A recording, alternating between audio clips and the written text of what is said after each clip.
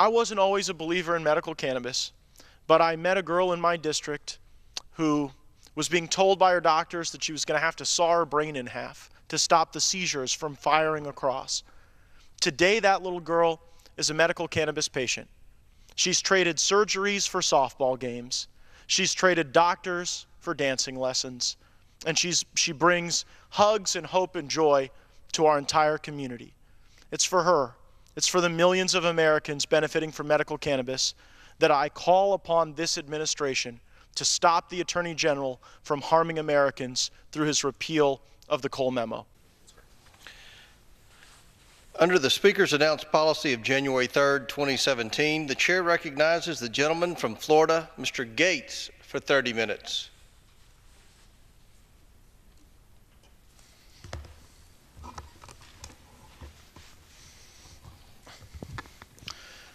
Thank you, Mr. Speaker. And I come to the floor this evening with a heavy heart, deeply concerned about my fellow Floridians and my fellow Americans who have seen benefits as a consequence of medical marijuana. Throughout this great country, there have been circumstances where states have chosen to experiment and afford their citizens the opportunity to receive medical marijuana treatments. And that opportunity flourished as a consequence of a series of actions, one of which was the Cole memo. The Cole memo was direction from the Attorney General of the United States in the last administration not to prioritize the arrest and prosecution of people who were using medical marijuana legally under their state laws, not to punish the doctors or prescribers or dispensing organizations that were assisting in the logistics for that care, but instead to focus our precious federal resources where they could do the most good. To stop drug trafficking, human trafficking, illegal and illicit activity that surrounds the drug trade. To ensure that there wasn't access for minors or cartels or people that would drive a medical practice deeper into the black market. It is deeply unfortunate that Attorney General Jeff Sessions has recently rescinded the Cole memo, placing into question the very channels of medicine that have helped so many of my constituents and so many fellow Americans. This evening, I'm going to spend some time speaking about this issue, but I wanted to take the opportunity first and yield some time to my good friend, my colleague from the state of Florida, who has been a leader not only on this issue, but on so many of the critically important bipartisan reforms that we should be working on here in the Congress. I would yield such time as he may consume to Mr. Curbelo of Florida. I thank my colleague, Mr. Gaetz, for this special hour to shine a light on this issue, on the federal government's overreach and unjust treatment of legally operating businesses all across our country. Businesses that operate legally and in compliance with their state's laws and regulations deserve a federal government that respects the 10th Amendment of the Constitution. Like my colleagues, I've been disappointed that when it comes to the treatment of these legal marijuana businesses, the current administration, which supposedly respects the federalist model of our government, continues to take such drastic steps to ignore states' rights and the decisions of voters and state legislatures across the country. In the 2016 elections, over 70% of Florida citizens voted to legalize the use of medical marijuana. The two counties that make up my own congressional district in South Florida, Monroe and Miami-Dade, voted in favor of the measure 80.3% and 68.3% respectively. The voices and the votes of my constituents, Mr. Speaker, matter. The 10th Amendment of the Constitution matters. And for those who like to call themselves constitutionalists, the entire Constitution has to matter, not just the parts that are convenient at a given time. In addition to the witch hunt opened up by the Attorney General's actions last week, current federal law also prohibits these businesses from deducting the common expenses associated with running a small business when they file their taxes. Expenses necessary to running a business like rent, most utilities, and payroll. Simply put, this rule places legitimate enterprises which have been established under state law at a major competitive disadvantage where legal employers are paying exorbitantly higher effective tax rates. That's why I introduced H.R. 1810, the Small Business Tax Equity Act, last year. This bipartisan bill amends the tax code to allow legally operating marijuana businesses to utilize common tax deductions and credits, thus providing them with tax parity. The federal government should not be ignoring states' rights and the decisions of voters and state legislatures across the country. We must work to afford all businesses selling legal products the opportunity to make appropriate deductions and contribute to our economy and create jobs. And another important point, Mr. Speaker, and again I thank my colleague for taking this time and bringing us together to talk about this issue in a bipartisan manner. The best ally that those who are operating illegally, the drug cartels, the drug traffickers, who do not pay any taxes, who target children, the best ally they have are the policies that the Attorney General has embraced. Because what happens, Mr. Speaker, is that these legally operating businesses can no longer compete and that people turn to the black market. So hopefully, inadvertently, I hope inadvertently, the Attorney General has actually done a great favor to those who operate outside the law and is punishing those who are actually trying to control this substance, to keep it away from young people, to make sure that only those that have permissions from their states, prescriptions from their doctors, can access this substance. So I am, again, so grateful to join my colleagues tonight to call on the Attorney General, on this administration, on this president, who when he campaigned said, I will defer to the states, I will respect the states. And in this case, a state like Florida, which voted for the president, also voted 71% to allow medical marijuana in our state, all the way from Key West to the Panhandle. The residents of Florida deserve to be respected. So I will continue working with my colleagues on this side of the aisle, across the aisle, to make sure that our government respects states' rights, to make sure that our government is on the side of those who want to operate within the law, those who want to pay taxes, those who want to be compliant, not the gangs and the illegal drug traffickers who are celebrating today as a result of this dangerous policy change. I yield back to my colleague from Florida, Mr. Gaetz. I thank the gentleman from Florida, Mr. Curbelo, for joining me this evening. And each and every point that Mr. Curbelo made wasn't partisan. It didn't lend itself to a conservative or a liberal ideology. It just made sense. It just adhered to our constitutional principles in a way that we can help people without getting the government in the way. And I'm particularly grateful that the movement criticizing Attorney General Sessions for this very poor judgment exercised is not a Republican movement or a Democrat movement. It is bipartisan. And in that bipartisan spirit, I wanted to recognize my friend Mr. Correa from California. I want to thank the many Californians who've been a part of this effort going forward, and I would yield him such time as he may consume.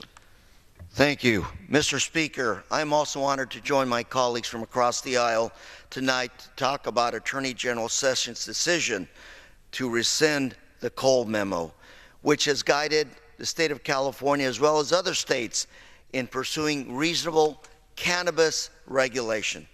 As a California state senator, we relied on the Cole memo to help craft California's cannabis industry regulatory framework. I personally introduced legislation to regulate medical cannabis that was sponsored by the public safety community of the state of California. We all relied on the Cole memo. We all relied on regulating medical marijuana to make sure it was chemical-free, that it was tested, labeled, and that cannabis was kept away from our children, our neighborhoods, and our schools. I remember working on this legislation, and one day I got a phone call from a Republican doctor who wanted to lecture me about my bill.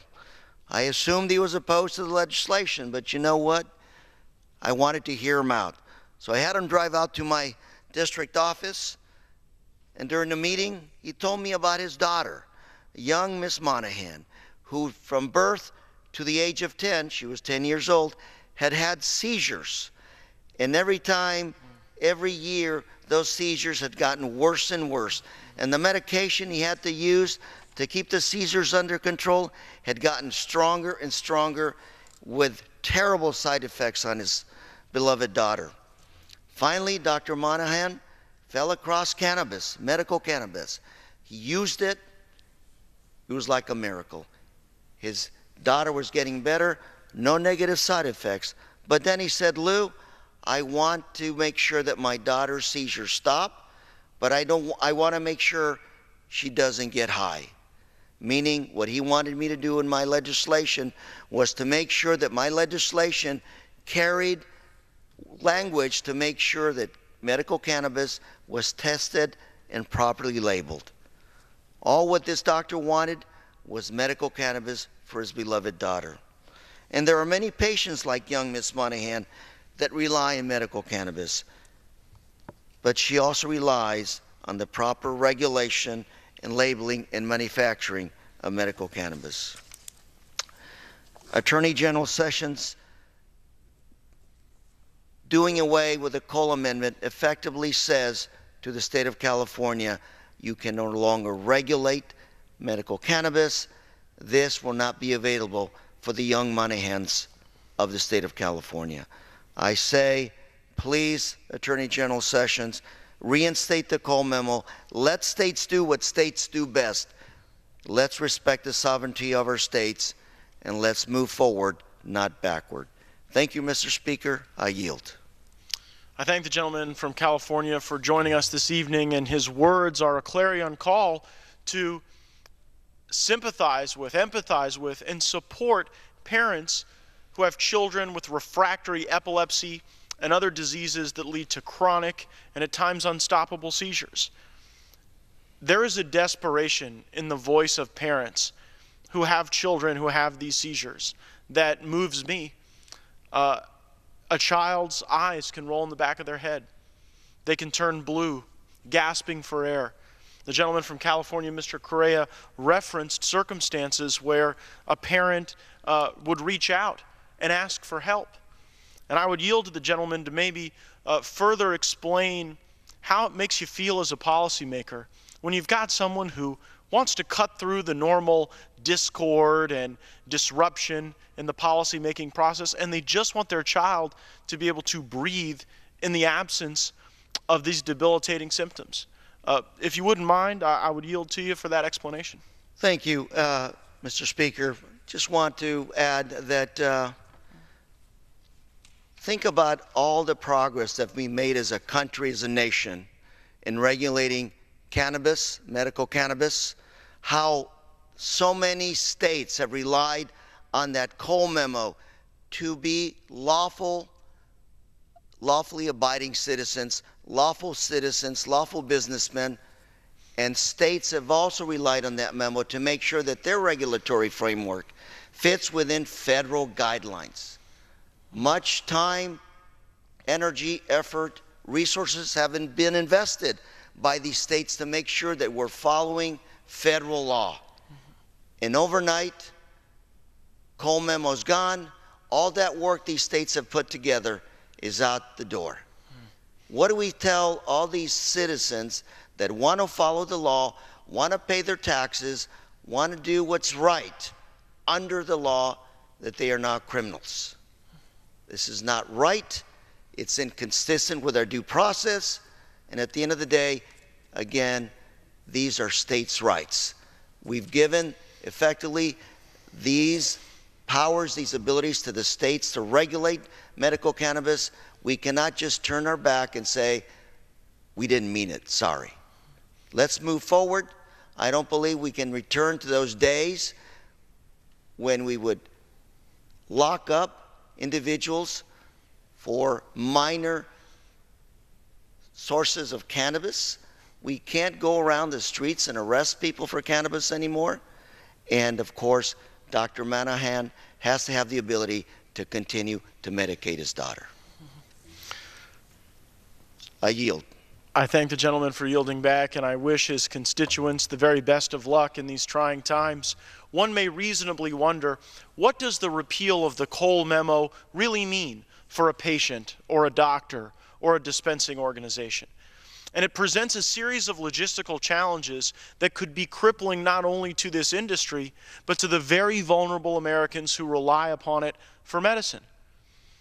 Today, all across America, banks do not know whether or not their receipt of deposits from cannabis organizations operating legally under the color of state law would subject that bank to some broader consequence, to the oppressive hand of the federal government coming in and creating all kinds of other bad consequences for the people that bank with that institution. And so the result is that dispensing organizations that want to grow, that want to make investments, that want to do research, that want to be able to deliver to fragile and vulnerable patients, won't be able to meet payroll, won't be able to fund the infrastructure of their companies, won't be able to do the research so that we find out what strains of cannabis can be uniquely helpful to specific ailments.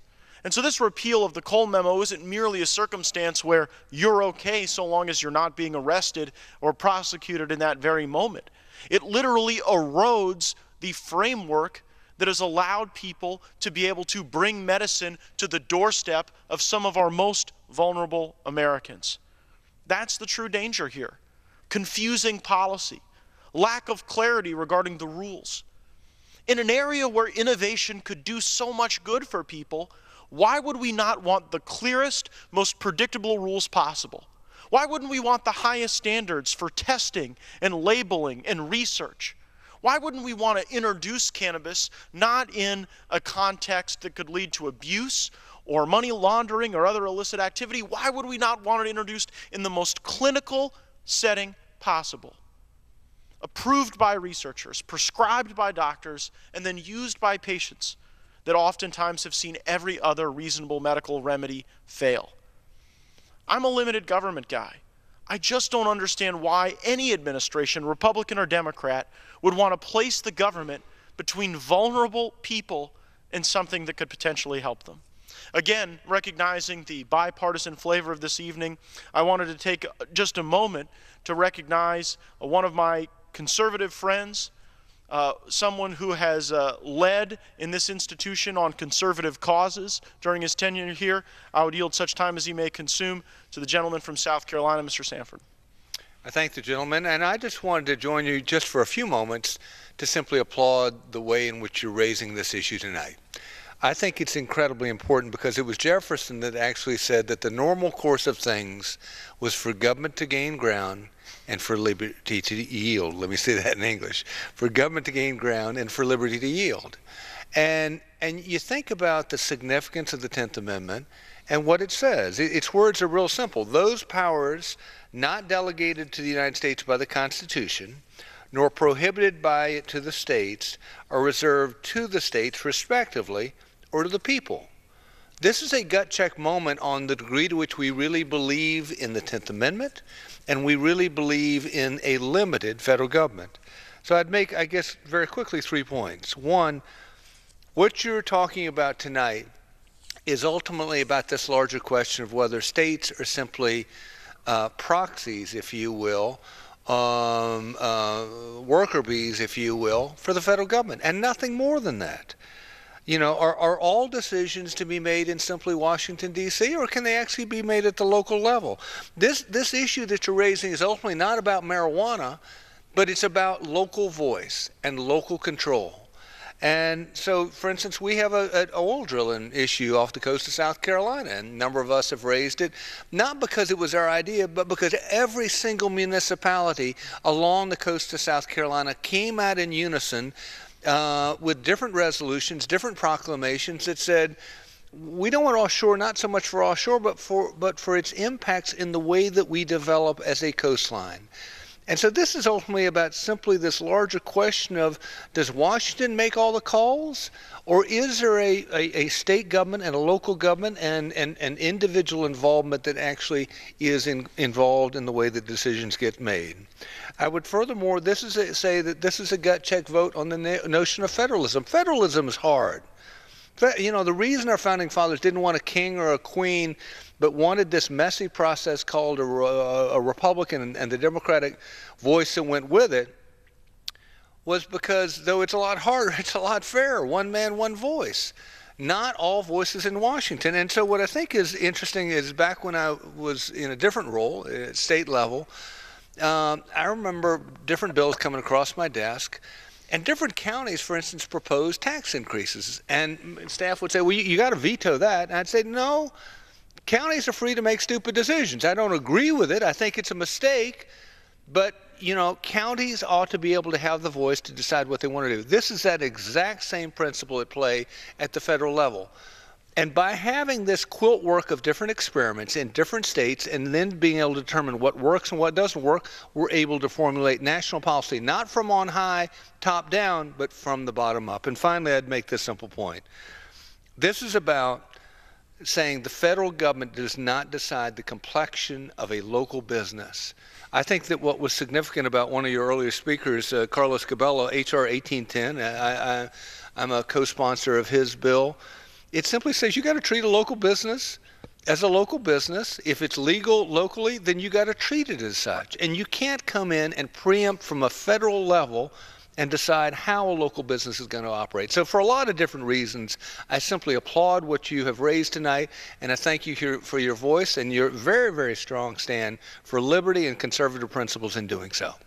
With that, I'd yield back.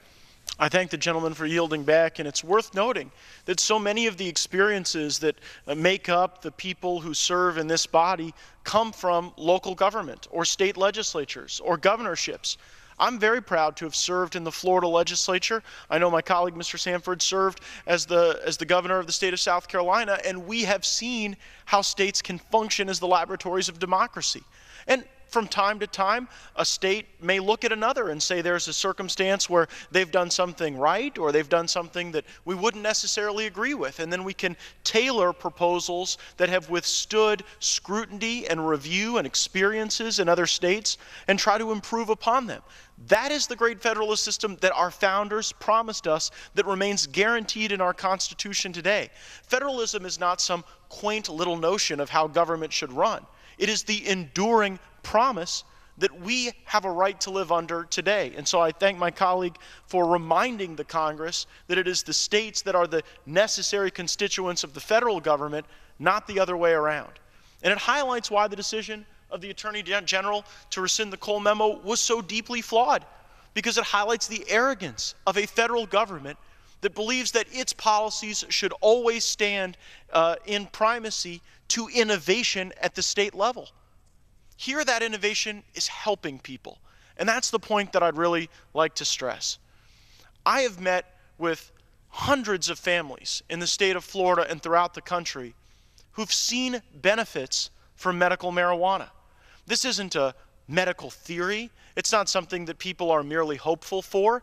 It has actually created a more meaningful quality of life in American families. Why wouldn't we be for that? Why don't we want to champion the opportunity for a parent to be able to hear their child speak for the first time? Why wouldn't we want to give a grandparent some respite who might be caring for a child that has compulsory and reflexive seizures?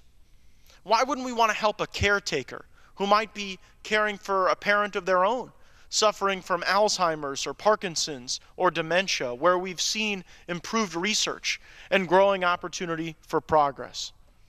The Attorney General's decision is a step backward, but it doesn't have to be, because the Trump administration can step forward and fulfill the promise that President Trump made on the campaign trail to respect the rights of states and to have a non-interference policy with medical marijuana. I've called on Treasury Secretary Mnuchin to issue guidance and instruction to financial institutions that they will not be prosecuted or harmed, or they will not face some adverse regulatory action if they continue to accept the deposits of medical marijuana companies. I am hopeful that Secretary Mnuchin has more foresight than we have seen from the Attorney General's office, and that he will provide this guidance. Mr. Speaker, I'd also ask that the President personally engage. I know the President. I know him to be a man of a huge heart who cares about people. Throughout the Trump family, there's a particular focus on caring for the vulnerable and children who have to deal with complex medical issues. I would hope that the President and that the members of administration would find it within their hearts to take action on this important priority. Let us not allow Attorney Jeff Sessions to limit progress in American families and in an industry that is growing, creating jobs and developing key innovations that can help people. Beyond dealing with this inartful rescinding of the Cole memo, there is broader medical marijuana reform that needs to happen. There is no excuse to maintain marijuana on the list of Schedule I drugs. Schedule I is reserved for those drugs that have no medical value, that can't help anyone, that should be subjected to the strictest scrutiny. Not even cocaine is a Schedule I drug. I don't even think that some of the drugs that are doing the most harm and causing the most deaths throughout the panoply of this opioid crisis are all Schedule I drugs. But marijuana is. It is indefensible, and it is indicative of a dogma, of a lie that the federal government has told to the American people for a generation. And think of the opportunity if we could come together and make some progress on this issue. Throughout the 115th Congress, we've had robust opportunities to debate about our discord and disagreement and to discuss issues where perhaps we won't be able to come together as Republicans and Democrats. But this should not be one of those issues. This isn't partisan. It's not even conservative or liberal. You just got to believe that the role of government isn't to hurt people who are trying to get better, or hurt people who are trying to help others who are trying to get better. We spend way too much time arresting people for marijuana in the first place. In the year 2015, 643,000 people were arrested for marijuana. That's one person every 49 seconds for a year. 574,000 of these arrests were for possession, not distribution or sale. 40% of all drug-related arrests are for marijuana possession. And this is particularly discriminatory. African Americans are more than 2.5 times more likely to be arrested for possession than whites. Marijuana is a $20 billion industry in this country. If we allow Attorney General Sessions to have his way, we'll drive that $20 billion into the black markets, into the hands of the money launderers and the cartels. And the consequence will be fewer solutions for patients. Marijuana has shown tremendous promise in the treatment of Alzheimer's to slow the protein deposits on the brain. For patients with AIDS and HIV, medical marijuana can stimulate appetite, slow muscle wasting syndrome. It can function as an anti-nausea medicine, as an analgesic, and it can reduce peripheral neuropathy.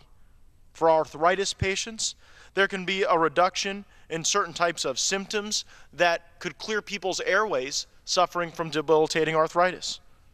For chronic pain, we've also seen very favorable results for the many millions of Americans dealing with chronic pain who right now are getting prescriptions for opioids.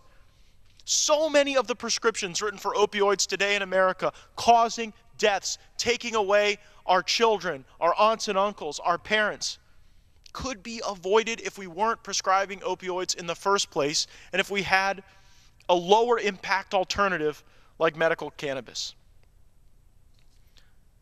People with cancer have been given new hope.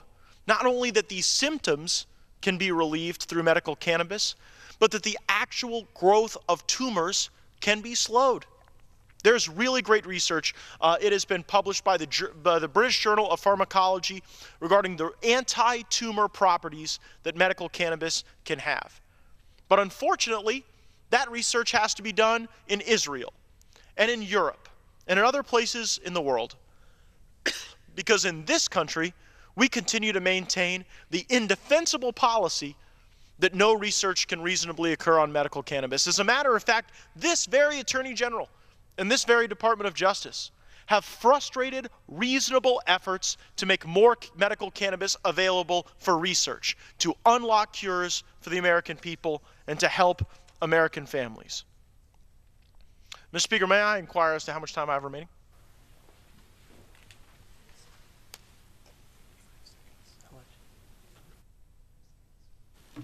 One minute. Thank you, Mr. Speaker. I'll conclude with this. I wasn't always a believer in medical cannabis, but I met a girl in my district who was being told by her doctors that she was going to have to saw her brain in half to stop the seizures from firing across. Today, that little girl is a medical cannabis patient. She's traded surgeries for softball games. She's traded doctors for dancing lessons. And she brings hugs and hope and joy to our entire community. It's for her.